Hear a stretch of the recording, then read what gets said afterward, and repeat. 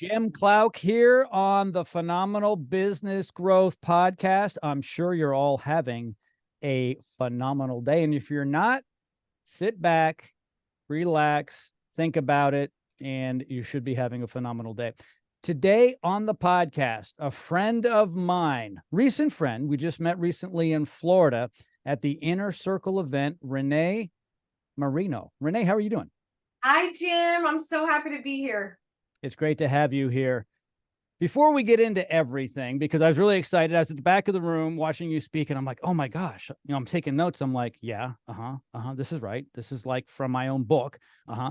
And so before we get into communication style, what's going on out there, old school, new school, and so forth, a little bit of a background. You're apparently from New Jersey, and beyond that, you were in a show and a movie with Jersey in the name, so some people may recognize you. What's your story? Yes. I was a professional actress on Broadway for many, many years. And in 2013, I was playing the role of Frankie Valli's wife, Mary Delgado, in Jersey Boys on Broadway. And one Sunday matinee performance, I'm on stage, and staring back at me was the legend himself, Clint Eastwood, because we got word that he was going to be directing the film version of the musical. So they called people in from our cast to audition, and an audition is just like an interview. And they happened to be looking for someone to play the role of Mary Delgado for the film. So my agent and I tried to get me an appointment to be seen. And my agent calls me one day and says, Renee, I'm so sorry. I don't know what the problem is. They won't give you an appointment for Mary Delgado, but they'll give you an appointment for one of the smaller roles, one of the angels who sings My Boyfriend's Back.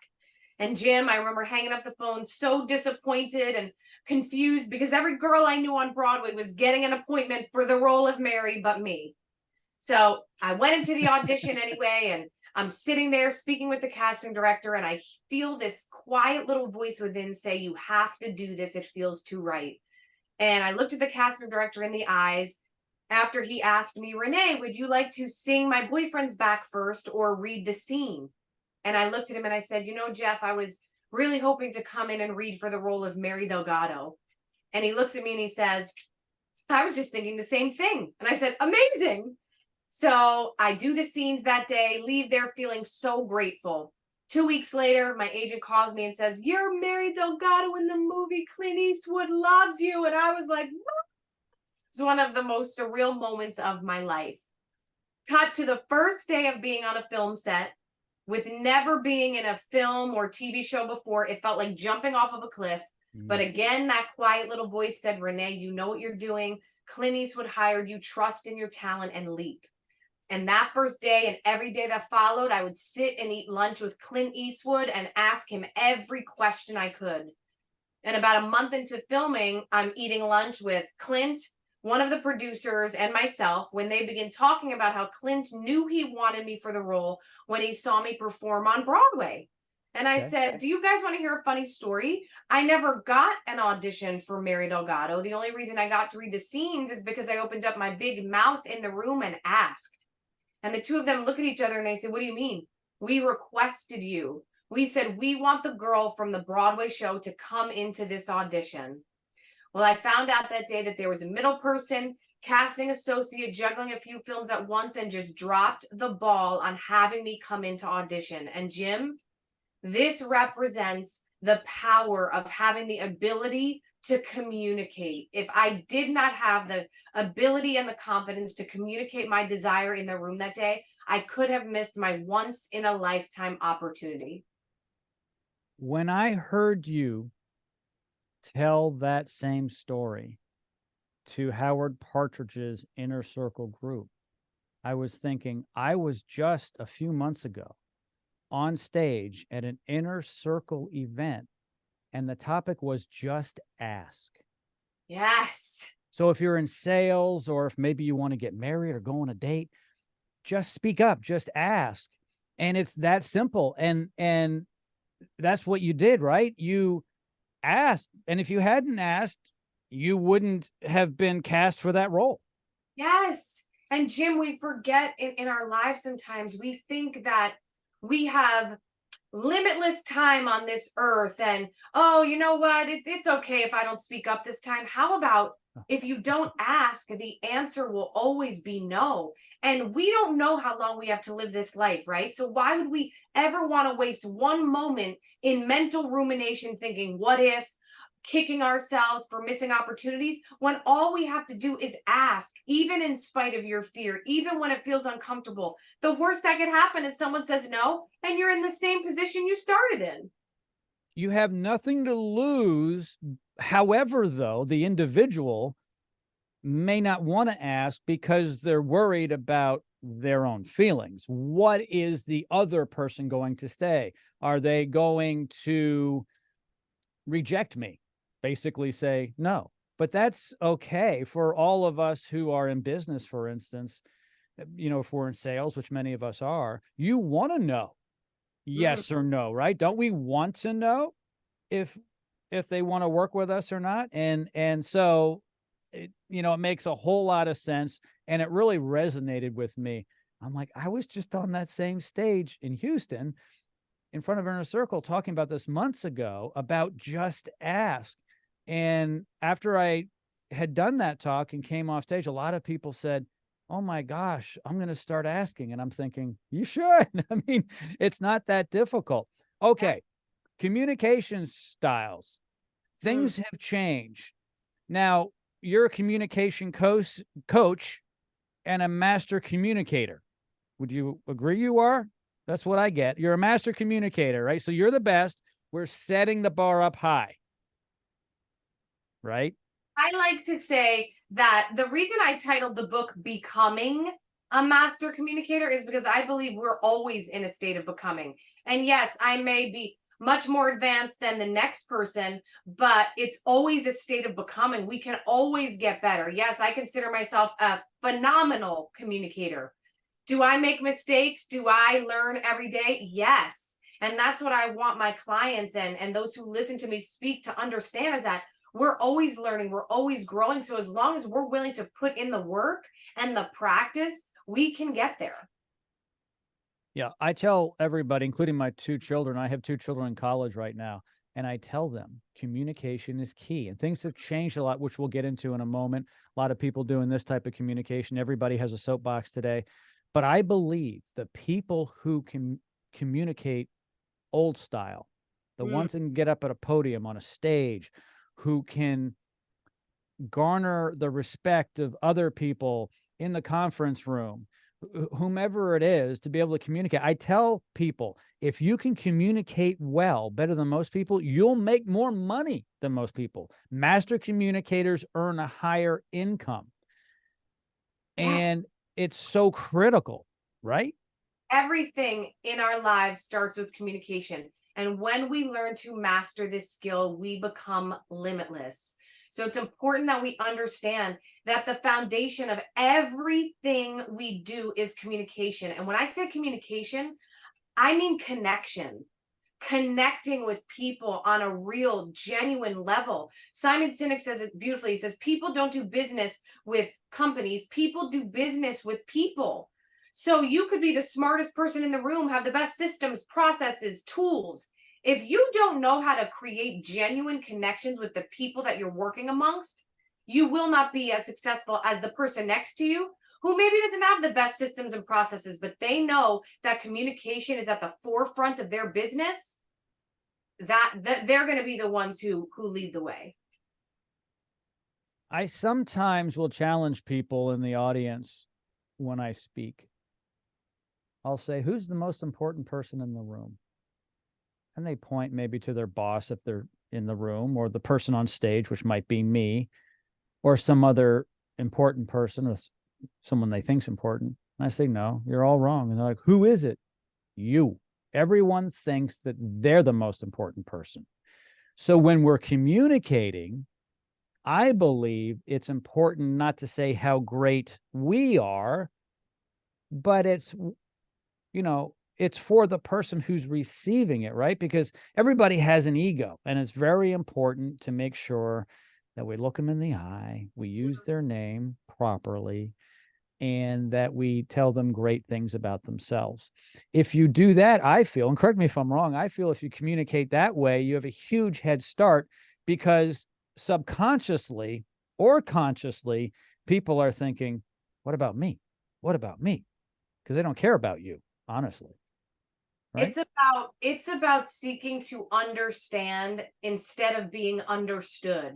The biggest mistake that I see people make, especially in business and sales, is walking up to someone and saying, well, I'm Renee and I've been on Broadway for decades and I did this and me and I and blah blah blah. Right? They're spewing their resume and they just have to get out how great they are. Instead of saying, hey Jim, it's so great to see you today. So I'd love to hear, where are you from originally? And as that person's talking, I call it listening in a complete way. Take the time to tune in and catch the commonalities. So as you're talking and as you're sharing that you read my book and there were so many things that I talk about that you teach, wow, boom, connection point. So then when I speak back to you, I say, wow, Jim, I cannot believe how much on the same page we are when it comes to communication. That's so great that you resonated with my book. Connection point. And we often miss it because we're thinking so much about ourselves. Let's take if we have a company, for example, and there's a product that we want to sell. And we're just thinking to ourselves, okay, I gotta let Jim know about this new product. I have this water bottle. Okay, how am I gonna sneak it in? Okay, so he's talking about communication, but how could I bring it? And the whole time I'm thinking about me, I, getting out what I need to say. And that entire time I have missed the boat on creating a beautiful connection with Jim. So understanding that you're working with people, and yes, people want to, when you speak to them, they're trying to find themselves in your story. They're trying to see how they can relate to what you're saying. But if you're just sitting there spewing out your resume and standing on a pedestal, that's going to be really difficult for people to do. And then why would they want to work with you? I agree. So something you may not know about me, and this isn't a personal plug, but you'll be able to understand why this is so important for me and why this resonates with me. I help business owners get their message out through video and podcasts. It's the know, like, and trust. So when you're out there and people get to know, like, and trust you, and you're not talking about yourself, you're talking about how you can help the viewer with their problem. If you're a problem solver, and it's not like you said, Renee, how great you are, it's, this is what I do, and I love helping people with this solution. When they get to see you and hear you and understand you and know that you care about them, even though they know you've never met, people want to buy from people, not a vending machine. A vending machine's okay if you need a can of Coke, but people want to buy from humans, the know, like, and trust. And that's what I tell people all the time. I'm like, you've got to get out there and get people to understand who you are, your heart and soul, and they will buy from you at some point on the timeline if you do it enough. Yes. Absolutely. Absolutely. Right? The whole know, like, and trust. We've heard that for a long time. I think people have heard it, but I don't know if they've practiced it. Yeah. And it's human nature. If we understand it's not about us and it's about the other person. Now, of course, it's about us because we're just like the other person. But when you're in control of this, you've got to think, what would I want? I want to hear how great I am. Well, then tell them how great they are and how you can help them. And that's what a good salesperson should do. They shouldn't say, we have the BBB award for 30 years. We have 8,000 reviews, yada, yada, yada. It's, we love serving our community, and this is how we can help you. Yes. And there's another connection point that we have, Jim. I mean, one of the courses I teach is called Connecting on Camera, helping business owners, entrepreneurs to be able to get on camera and be themselves with confidence. And it's exactly what you said, to help people to understand that video is the easiest way to get your message out there, to allow people to get a feel for who you are beyond the words of an email or a newsletter. And that's such a powerful platform because it it gives people a chance to see how they can connect with you with by what you're sharing on that video, what you're sharing through your message. Yeah. And today we have so many tools that are very beneficial. We can touch many people, hundreds, thousands, or millions if we have a large enough reach very quickly. Everybody has a soapbox.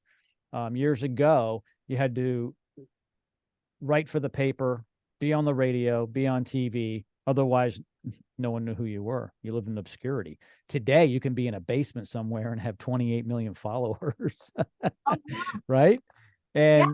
And so it's, you know, it's very powerful, and that message is important. So let's talk about the new and the old school communication style and, I guess, products, because today a lot of people communicate primarily with their devices.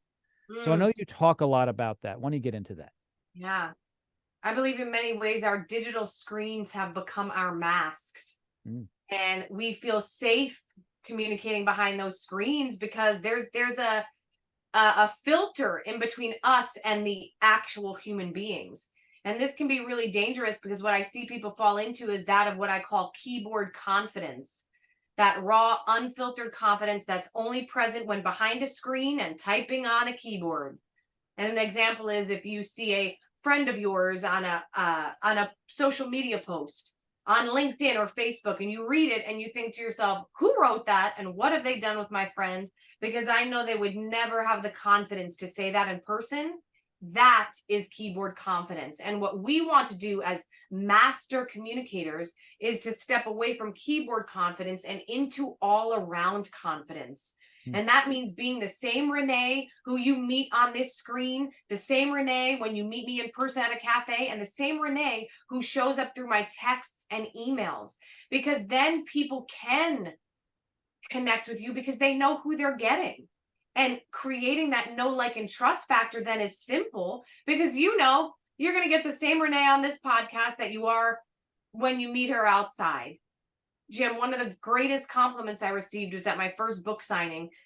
A woman came up to me and I'm signing her book and she said, Renee, you don't know me, but I've been following you on social media for years. This is my first time meeting you in person. And I just have to say that I feel like I've known you because you're exactly the way you are on social media, the exact same way you are today here speaking. And I thought to myself, wow, that is so incredible. And I take such pride in that because it goes to show that I am myself everywhere I go and in everything I do. So when you work with me, you know what you're getting. It's very interesting that you say that. Um, I've been on radio since '84, and a lot of radio I do is home improvement radio. And there's people who listen on a regular basis about home improvement. I've got a lot of clients who are in the home improvement space, contractors, and I'll be at a home show and people come up to me like, I've been listening to you for years. And what's interesting about it is I have no idea who these people are, Yeah. but they know who I am, which is so, you know, as being a celebrity, it's interesting. People come up to you, right? They're like, I've been listening to you for years, or I've, you know, seen you, you know, in movies and so forth, or been following you online. And it's kind of weird, especially if it's a one-sided one, because at least online, sometimes we can actually have a dialogue. But when you're on something that's one way, like radio or television or in a movie, people know who you are and you don't know who they are. But I agree with you. It's important that when they do meet you, that you are who they expect. A little bit of an aside, back when I was young, when radio was even bigger than it is today, it was huge back then. It's not that big today, but it was big. I would get excited about going to meet the DJ who was going to be doing a live appearance. And I was always disappointed because he was either shorter or fatter or something, you know, because he sounded so good on the radio, right? And it's like, oh, that's not the guy I thought it was. And so, you know, it's interesting. But I agree with you that it's important to be your authentic self everywhere you are. Yes. And think about this when it comes to this world of new school technology. And new school technology, I say, means communicating through text and email and WhatsApp. We are moving so fast. Our minds have begun to move so fast because of advanced technology. Our brains have begun to speed up because of all the task switching we're doing. So it's very common for us to send out that email before reading it back over, or send out that text before we had a chance to realize that it was auto-corrected. And what I want everyone listening to understand is that what we write is a representation of us. And because we are communicating through words very often nowadays, we want to make sure that we're representing ourselves and our businesses in the best possible light. And 2 questions, Jim, that I have my clients answer for themselves before they send out an email or a text or a social media post is: number 1, would I be comfortable saying this in person? If the answer is yes, great, send away. If the answer is no, rewrite it in the way you would be comfortable saying it in person. And number 2, does this message match me and my intention? Does this message match me and my intention? How many times have you sent an email without thinking about it, and then you read it back over and you go, uh-oh, the tone of that email did not sound very good. And then you're backpedaling and you're digging yourself out of a hole. Instead, take a few moments to breathe, put space in between the writing of the email and the sending, and ask yourself those questions so you make sure to be representing yourself and your business the way that you intend. That's critical. Yeah. I would strongly suggest, especially if you have an email exchange with someone and it's getting heated, let it sit for a while in draft form. You may end up deleting it, actually, because as humans, we sometimes get excited, heated, upset, and we don't want to execute that email because really, even though that there are some systems today where you can quickly retrieve some, I believe, generally it's done. It's out there. Same thing with a text message, or a shouting match over the phone or a Zoom call.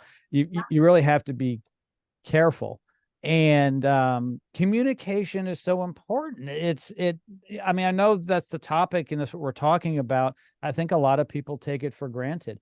And I don't believe most people communicate effectively, communicate well with others. Don't confuse the tools we have, whether it's the telephone or texting or messaging or doing a Zoom call. Those are tools so we can communicate. But if it's garbage in, it's garbage out, right? So what Renee can do is she can help you with your communication style and make you more productive and maybe keep you out of trouble, right? Yes. And it all begins with awareness. I often say that communication is very much like breathing. Breathing happens subconsciously, unconsciously, without us thinking about it until something goes awry. And maybe we're having a panic attack, and all of a sudden you're like, oh, why can't I breathe? I can't catch my breath. And now you're so aware of how you're breathing. Well, the same holds true with communication, my friends. We don't often think about how we're communicating until we face a disagreement or we face a miscommunication. And now all of a sudden it's like, brakes go on. And it's like, what could this problem be? And it's very easy and common for us to point out there, oh, it's them, it's this, it's you. But I encourage you, I invite you to turn that mirror back on yourself and say, could it be the way I'm communicating? And when you ask yourself that question, now you're in the driver's seat. Now you have the ability to change and grow and flip the script to start becoming a master communicator. So then by you communicating more effectively, it's a domino effect. Everything else works out better when you communicate more effectively. It's the law of attraction.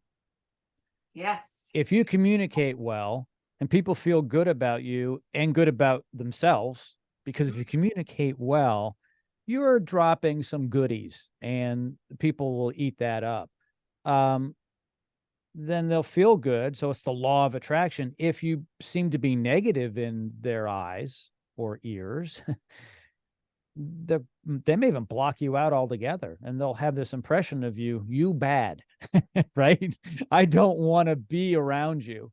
Yes. And so many relationships, whether they're business partnerships, marriages, dissolve because of poor communication, lack of communication, and just some nasty things said. Mm-hmm. For sure. For sure. So, in the notes, guys, of this podcast, I'm going to have Renee's information. And there's going to be some goodies in there and ways to get a hold of her. So, when they reach out to you, what can they expect, Renee? What are you going to be able to give them? And then how can they engage with you long term if they really want to improve their communication style? Yes. If you are looking for assistance and help in starting to become a master communicator, then please reach out. You can send me an email at Renee@ReneeMarino.com, and we can hop on a 15-minute Zoom. We can talk about what you're needing. And yes, I also have a online digital course that is fantastic called Connecting on Camera to help you share your message with confidence, being yourself, so that way you can create those genuine connections that lead to impact and income. So, we're not done yet. I'm going to throw a curveball at you.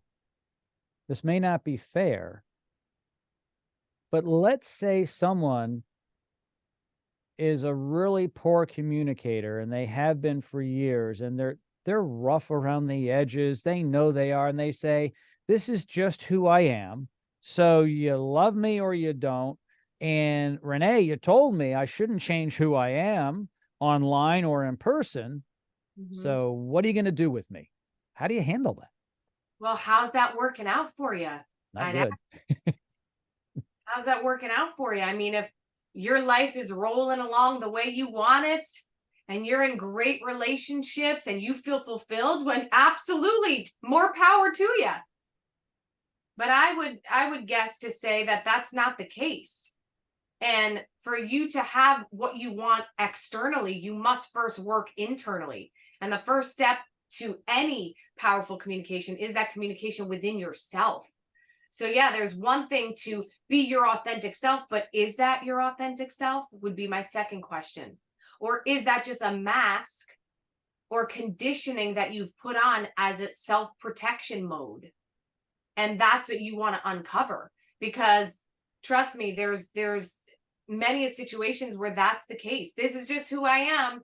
And I ask, well, how's that working out for you? If you are happy in your life and you're floating and glowing, great. But I want to make sure that's where you feel good. And if not, then we have to start looking deeper. Yeah, no, I agree.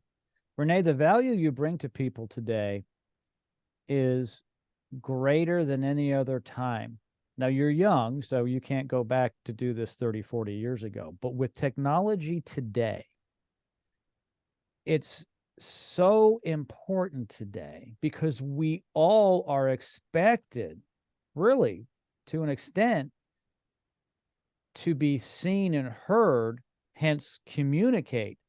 Even grandma gets on the phone and does like a FaceTime thing or a Zoom call, right? And where before, she might send you a note, right? My grandmother used to send me $5 whenever I wrote her a letter from college. She'd send me $5, right? But that's what we did back then. We used to write notes, and there were pen pals. That's over. Some people don't even know how to use ink anymore. Literally, they just type and talk into machines. So today it's so critical. We're communicating at a fast rate immediately. There's no time to think, really, and everybody wants an answer like now. Where before you say, "Yeah, I'll send you the report. It'll be in the mail. It'll be there in a week." You had time. Today they expect immediate, right? Where are you? I need this now. Within half an hour, within 10 minutes, like immediately. So don't you agree what you offer people is more critical today than ever? Yes. And Jim, I was just in DC for a couple days doing press. I was on live morning news shows. I was on the #1 morning show, Good Day DC, just yesterday. And let me tell you, it's more crucial than ever before to lean into this authentic communication, to lean into creating genuine connections through communication. Because in this world of artificial intelligence and advanced technology, it's only going to get more and more advanced. So if we don't start to prioritize this in our lives now, we're going to be lost. And we can't ever forget that before anything else, we are human beings. And human beings are meant to connect. And the one thing that artificial intelligence can never replace is human connection, because artificial intelligence is not emotional intelligence. So you're saying that these robots will never have a heart and soul? Nope. Good. Yeah. Scares me. I know. Me too. Me too. It's actually kind of creepy. Renee, this has been great. I really appreciate your time. All of Renee's information is located in the notes of this podcast. There's no excuse to not reach out to her and at least ask some questions. Hopefully this has piqued your interest and gotten you to think, maybe I'm not the best communicator. Maybe I can be a much better one. Thank you so much, Jim. This has been really wonderful. Renee, thank you so much. I appreciate it. Have yourself a phenomenal day.